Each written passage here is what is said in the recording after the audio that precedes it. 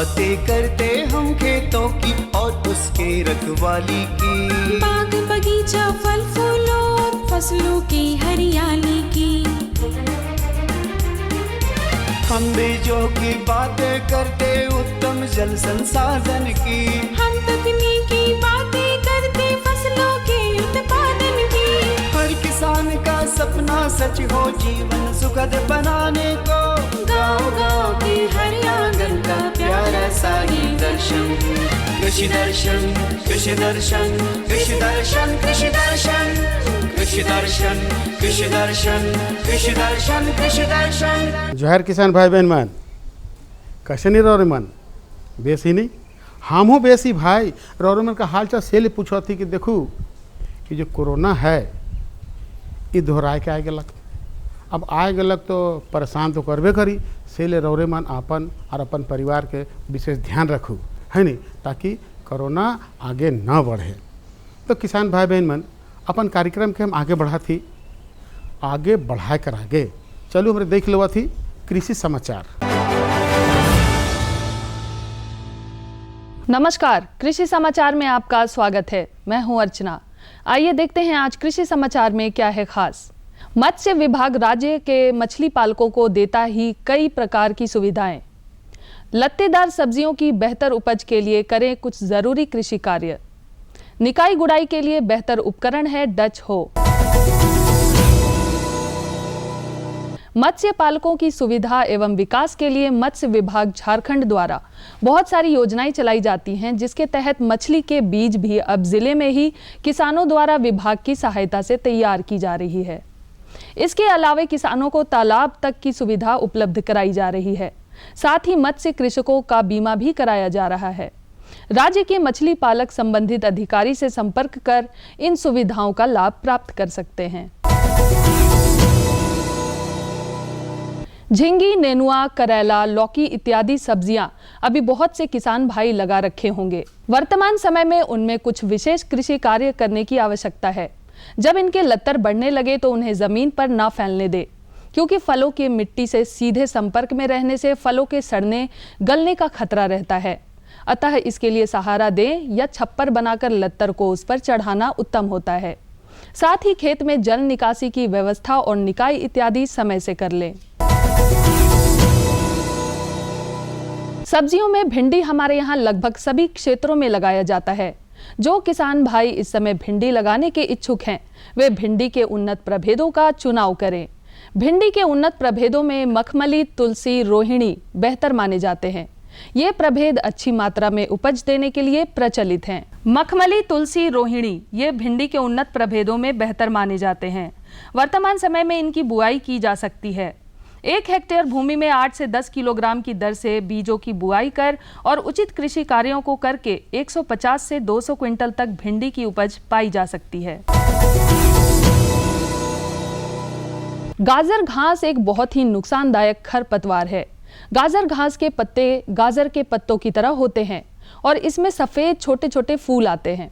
यह खरपतवार खेतों और आसपास के खाली पड़े भूमि में अनावश्यक रूप से उगाते हैं, जो खेती बाड़ी के साथ पशुओं के लिए भी हानिकारक होता है और इसका नियंत्रण भी आसानी से नहीं होता है।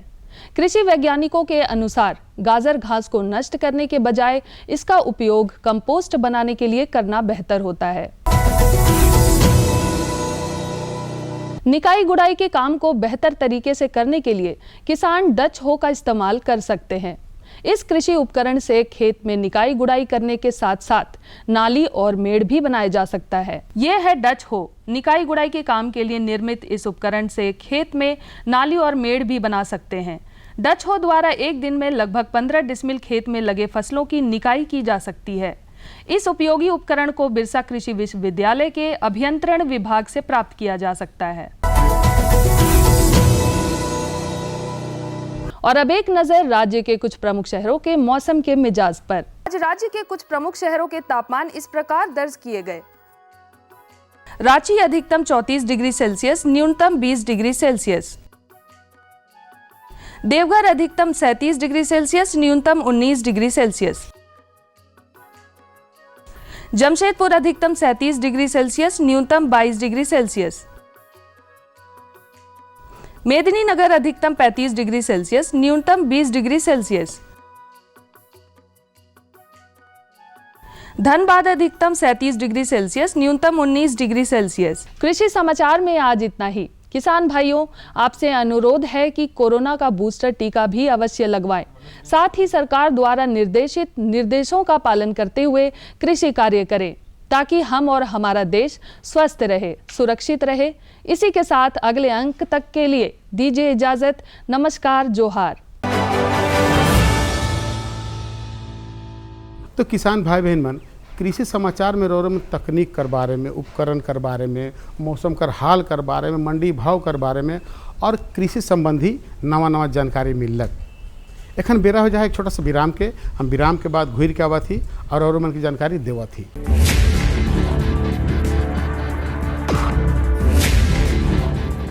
भोजन, जल और शुद्ध वातावरण हमारे जीवन का मुख्य आधार है और कृषि इसका मूल स्तंभ।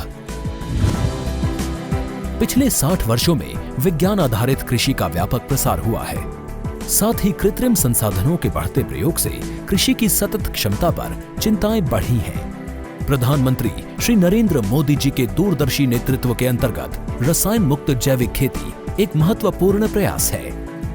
रसायन मुक्त जैविक खेती को बढ़ावा देने के लिए 5 वर्ष पूर्व सरकार ने परंपरागत कृषि विकास योजना तथा उत्तर पूर्व भारत में जैविक मूल्य श्रृंखला योजनाएं आरंभ की। ऑर्गेनिक फार्मिंग को देश भर में बढ़ावा देने के लिए सरकार अनेक प्रयास कर रही है।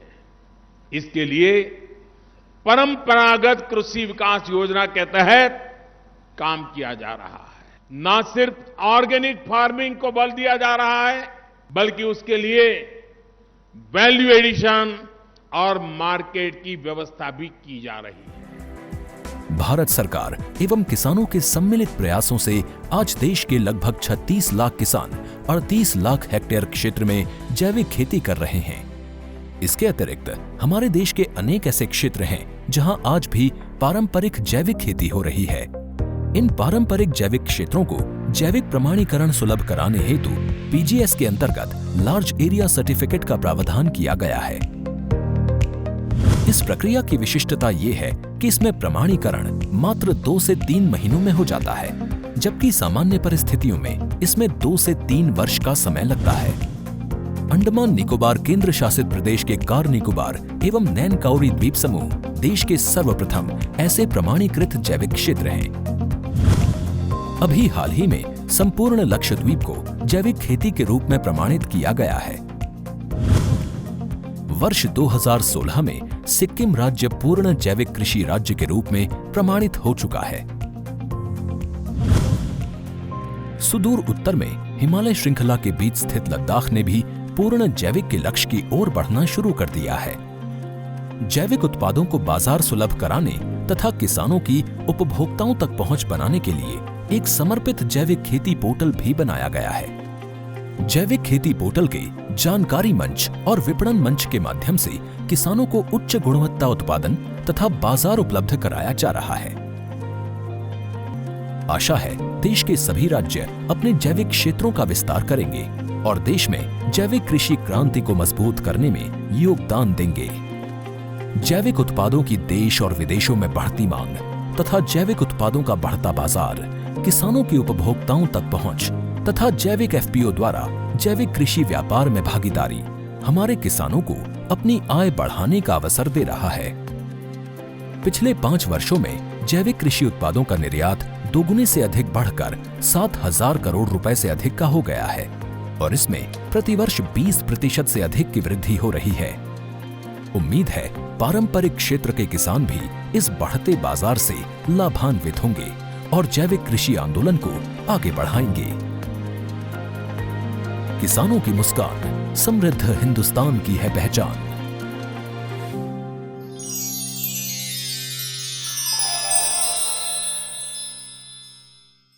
तो किसान भाई बहन मन, विराम के बाद रौरमन के फिर से स्वागत है। तो चलो अपन कार्यक्रम में हम आगे बढ़ाते दूसर जानकारी को। और दूसर जानकारी जो है, देखो हमेशा रौरमन कहिला कि खेत हो या बारी, पशुपालन हो या फुलवारी।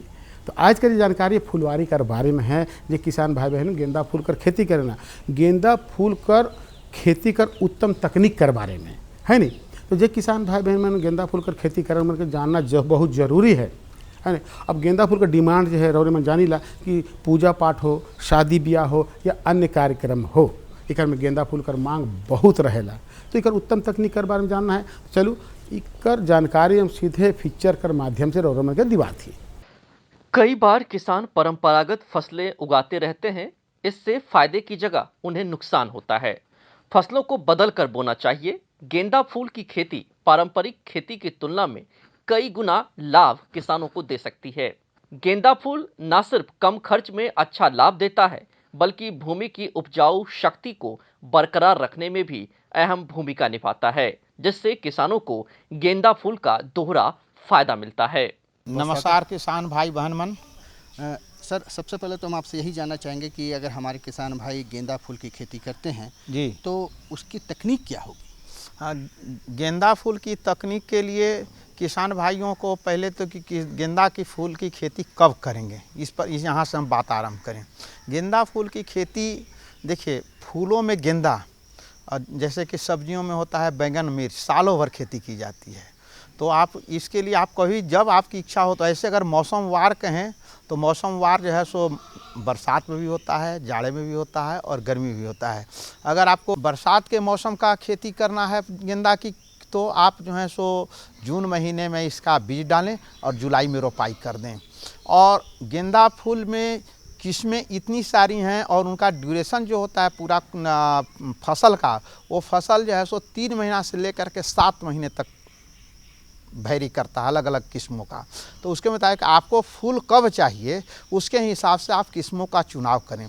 और जहाँ तक कि नामकरण का बात है किस्मों में, तो गेंदा में बहुत सारी हजारों हजार किस्में हैं प्रतिदिन, क्योंकि गेंदा में हाइब्रिड सीड प्रोडक्शन बहुत आसान है। आसानी से इसका जो है सो हम लोग संकर बीज तैयार कर सकते हैं, इसलिए इसकी हजारों हजार किस्में हमेशा निकल रही हैं। आप नया जो भी किस्म आप यूज करने चलिए, उस किस्म के बारे में पहले जानिए कि वो किस्म में खासियत क्या है, वो खासियत आपके लिए सूट करता है कि नहीं, तभी उस किस्म का बीज आप लेकर के खेती करें। गेंदा एक पीले रंग का फूल है। इसकी दूसरे किस्मों का रंग लाल और सफेद भी होता है।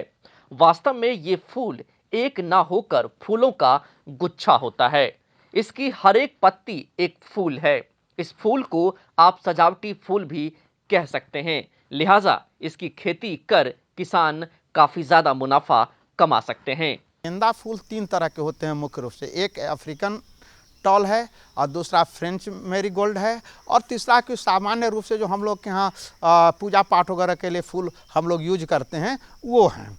तो अच्छा, अब इसमें जाड़े में फ्रेंच मैरीगोल्ड का बहुत ज़्यादा डिमांड होता है, क्योंकि ये खास करके गमला में इसको लोग लगाते हैं या फिर बॉर्डर पर अपने फुलवारी में लगाते हैं या अपने घरों के सजावट की लगाते हैं या घरों के अंदर में रखते हैं और वो पूरा गमला भरा हुआ रहता है। इसमें कहीं एक पत्ती दिखाई नहीं पड़ती है, इसीलिए सबसे ज़्यादा डिमांड फ्रेंच मैरीगोल्ड का होता है। फ्रेंच मैरीगोल्ड में हमारे क्षेत्र के लिए IIHR बंगलोर ने 2 बहुत अच्छी किस्में डेवलप कर रखी हैं और दोनों किस्मों का मैं नाम और गुण बता दूं। पहला तो है ये अर्का हनी। अर्का हनी की खासियत ये है कि ये जो है सो आपको ये 2 रंगा फूल होता है। किनारे किनारे ऑरेंज रंग का होता है और बीच में इसका गाढ़ा लाल रंग का फूल होता है। 4.8 सेंटीमीटर ये माने चौड़ा फूल होता है। साथ ही इसकी उत्पादन प्रति एकड़ 5.8 टन प्रति हेक्टेयर, 5.8 टन प्रति हेक्टेयर उपज होता है। ये इसकी खासियत है। और ये 35 दिन में ये फुलाना आरंभ कर देता है और 6 सप्ताह तक ये आपको फूल देता है, यानी कि टोटल ये 3 महीने का फूल है। दूसरा वैरायटी इसका है अर्का परी। अर्का परी की खासियत है कि ये पूरा जो है सो ऑरेंज कलर का होता है और ये फूल की लंबाई 4.7 सेंटीमीटर होता है। इसकी उत्पादन क्षमता 4.7 टन प्रति हेक्टेयर होता है और ये फूल जो है सो आपको 30 दिन में ही फुलाना आरंभ करता है और 9 सप्ताह तक इसका टोटल फुलाने का समय होता है। मतलब 9 सप्ताह और इधर आपको करिए ये 4 सप्ताह, तो 9 4 13 सप्ताह का इसका पूरा कल्टीवेशन। हमारे यहाँ की जलवायु गेंदे की फूल की खेती के लिए काफी उपयुक्त है। इसकी मांग पूजन, सजावट, इत्र बनाने के लिए खूब होती है। इसलिए जानकार कहते हैं, कृषि विशेषज्ञ कहते हैं कि गेंदा की खेती पारंपरिक तरीके के बजाय आधुनिक तरीके से अगर करें तो आपको मुनाफा कई गुना ज्यादा हो सकता है। जुताई 3 से 4 बार करें और मिट्टी एकदम भुरभुरा कर दे, कहीं पर एक भी खरपतवार नहीं रहना चाहिए, कोई अनवांटेड उसमें कोई मटेरियल नहीं रहना चाहिए। अगर कोई ढेला वगैरह है तो उसको बड़ा तो उसको तोड़ दीजिए, या नहीं टूट सकता है उसको हटा दीजिए। इस तरह से आप भुरभुरा मिट्टी तैयार कीजिए और उसमें आप लगाने की विधि है कि फ्रेंच मेरीगोल्ड को 30 सेंटीमीटर गुने 30 सेंटीमीटर की दूरी पर लगाना होगा। यही अफ्रीकन टॉल रहेगा तो 1.5 फीट गुना 1.5 फीट की दूरी पर लगाना होगा। और अन्य जो लोकल फूल होते हैं जिनका पूजा पाठ वगैरह में यूज होता है, उनके लिए भी आप 1.5 गुना 1.5 फीट पर उनको भी आप लगा सकते हैं। बिल्कुल। और खाद वगैरह कौन सा डालें? खाद के लिए आप इसमें ऐसे तो 50-50 किलो NPK के रूप में रासायनिक खाद और साथ ही साथ 25 टन प्रति हेक्टेयर सड़े गोबर की खाद प्रयोग करना है। साथ ही साथ क्वालिटी मेंटेन करने के लिए आपको इसमें बोन मील यानी कि हड्डी का चूरा का आप प्रयोग करें तो फूल की आभा जो है सो किसी भी फूल की आभा बोन मील डालने से उसकी आभा बढ़ती, इसलिए बोन मील का आपको प्रयोग करना होगा। बोन मील आपको जब आप खेत की अंतिम जुताई करते हैं उसी समय देना है, बाद में आप नहीं दे सकते। बाद में देने से कोई फ़ायदा नहीं होता है इस फसल के लिए, इसलिए बोन मील उसी समय आप जो है सो दे दीजिए। खेती में 2 से 3 महीनों के बाद गेंद के फूल आने शुरू हो जाते हैं, लेकिन फूलों को तोड़ने से पहले खेत की हल्की सिंचाई जरूर कर ले, जिससे फूलों का तापमान बना रहे। जब फूल अच्छे से खिल जाए तभी फूलों को तोड़ना चाहिए। वैसे तोड़ने का सही समय सुबह या शाम का होता है।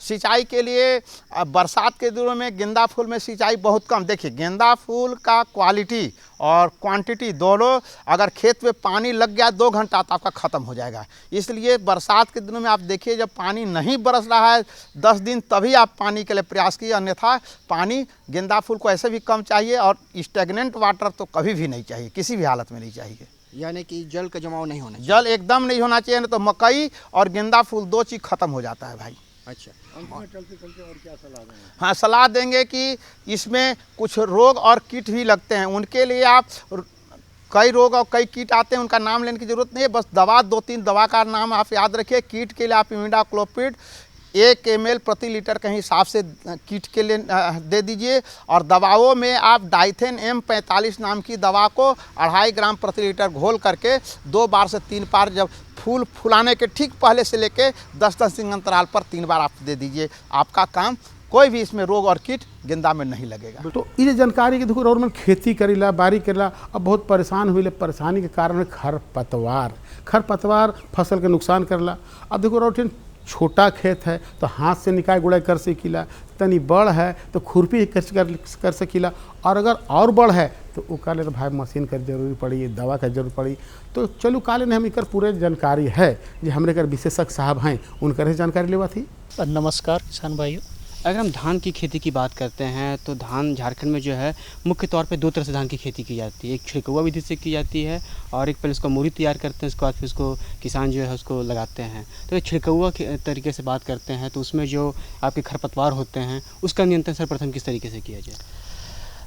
किसान भाइयों, जैसे आप अभी जो इसका धान की जो खेती कर रहे हैं इसमें बहुत सारी समस्याएं आती हैं। जैसे बात कर रहे हैं कीड़े बीमारी के अलावा खरपतवार बहुत एक इम्पोर्टेंट इश्यू है, क्योंकि यह पौधों से डायरेक्ट उनके द्वारा जो आपका नमी है इसके साथ में पोषक तत्व हैं और बहुत सारी चीज़ें हैं, जैसे स्पेस के लिए, जगह के लिए, ये इनमें जो अपना मुख्य फसल है उससे कंपटीशन करते हैं। और कंपटीशन की वजह से हम देखते हैं कि इससे हमारा जो धान की उपज है उसमें काफ़ी कमी आती है और इसको किसान भाई कई बार नहीं देख पाते हैं। और एक हमारे पास में जो धान में से अगर खरपतवार नियंत्रण करना है तो एक कई बार तो कोशिश नहीं करते हैं या करते हैं तो उसमें से हाथ से जो निकालते हैं वही कर पाते हैं। लेकिन कुछ से तकनीकियां हैं जो भारतीय कृषि अनुसंधान परिषद द्वारा की गई हैं और जो हमारी जो बिरसा एग्रीकल्चर यूनिवर्सिटी है इनके द्वारा दी गई हैं कि अगर उनको सभी को समन्वित करते हुए अगर हम खरपतवार नियंत्रण करते हैं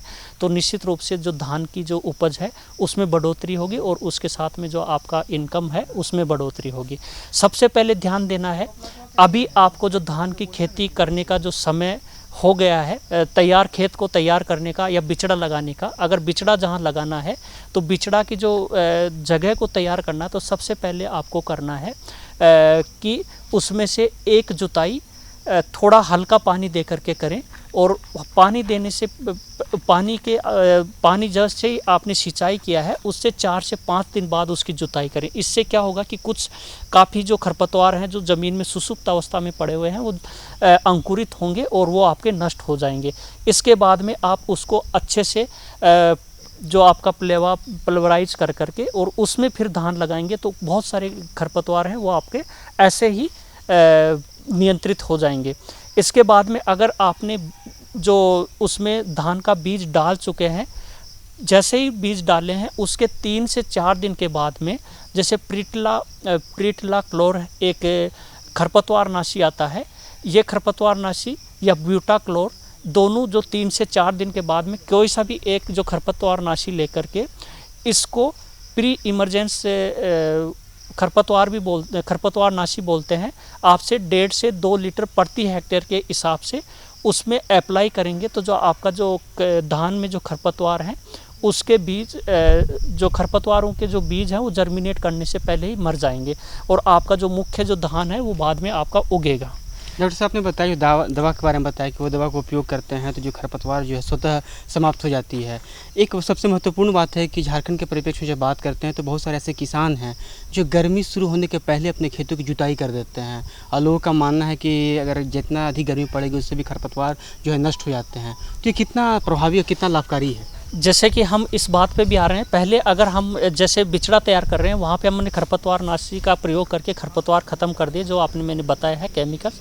दूसरा, आपको जो हाँ जिस खेत में धान लगाना है उस खेत में धान लगाने से पहले जैसे ही गर्मी में अगर एक हल्की बारिश कहीं हो रही है तो आप जुताई कर देते हैं तो उस जुताई से बहुत सारे जो खरपतवार हैं वो जर्मिनेट होते ही मर जाते हैं। पहला ये करें, और जब खेत की तैयारी करते हैं तो स्पेशल रूप से ध्यान रखें कि एक जुताई आप पहले प्लाव से करें और करने के बाद में 2 बार जो पडलर है, जो व्हील पडलर आता है या ट्रैक्टर चालित है या जो आपके पशु चालित है, उसको 2 बार पडलर से आप अच्छे से पडलिंग कर दें। तो इससे क्या होगा, और आपके बहुत सारे खरपतवार या तो जो जर्मिनेट हुए हैं वो ख़त्म हो जाएंगे, और क्योंकि पडलिंग करने के बाद में आपको कंटिन्यूसली उसमें 4 से 5 सेंटीमीटर आपको जो नीचे वाला धान है उसमें कंटिन्यूसली आपको पानी बनाए रखना है, उससे दोबारा से खरपतवार जमते नहीं हैं। ये पानी आपको जब धान ट्रांसप्लांटिंग कर दे रहे हैं तो धान की कटाई से 5 से 10 दिन पहले तक आपको बनाए रखना है, इससे बहुत सारे खरपतवार आपके नहीं निकल पाएंगे। ये यांत्रिक तरीका है, जैसे आप कर सकते हैं।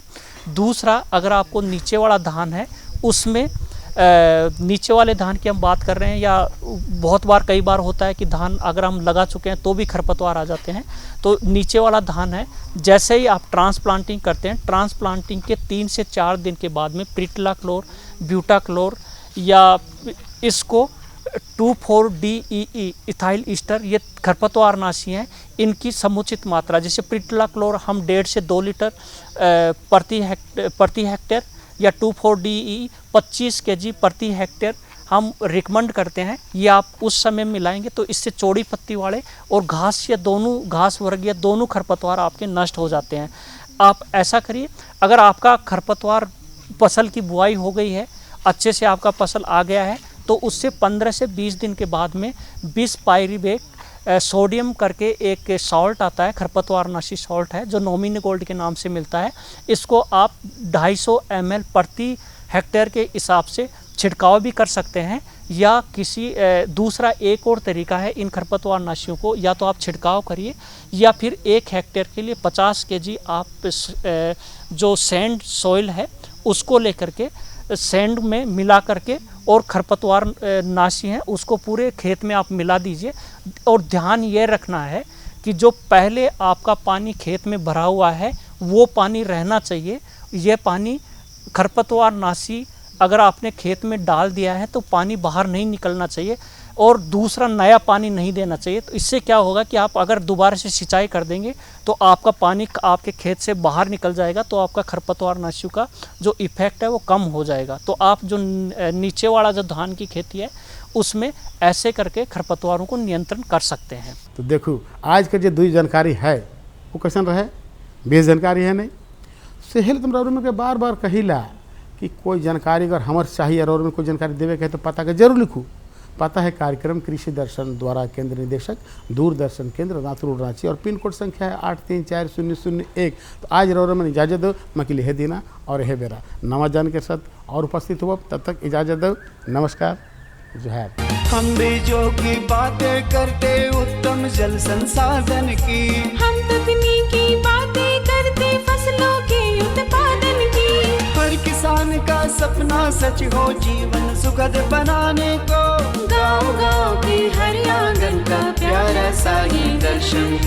कृषि दर्शन कृषि दर्शन कृषि दर्शन कृषि दर्शन कृषि दर्शन कृषि दर्शन कृषि दर्शन कृषि दर्शन।